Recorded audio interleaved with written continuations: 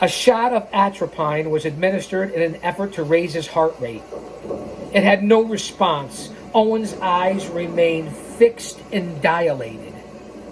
Since the ambulance had been hired to act as standby for Vince's fake injury, company policy for emergency providers dictated that the paramedics wait for another ambulance to transport Owen to the hospital.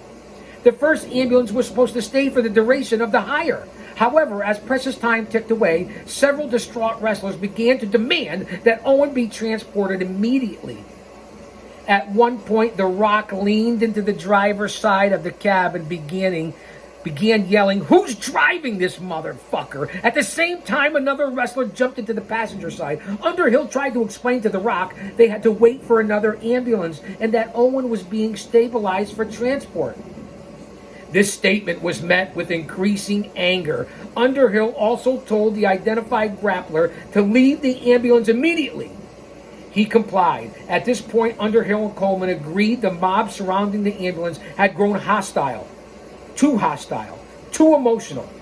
There were things getting out of hand, with no one attempting to control the emotional group clustered around the vehicle. It provided too much of a distraction for ambulance attendants to fully focus on Owen. A judgment call was made to leave the building. En route to the Truman Medical Center, just 3 miles away, epinephrine was administered into Owen's airway tube. It also hooked up to an IV seconds before he was taken out of the ambulance at Truman. In Coleman's opinion, however, Owen was already clinically dead.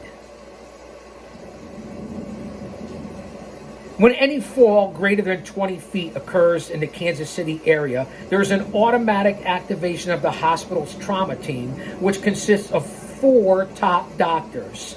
They quickly assembled for Owen's arrival, and the CAT scan technician was also put on alert.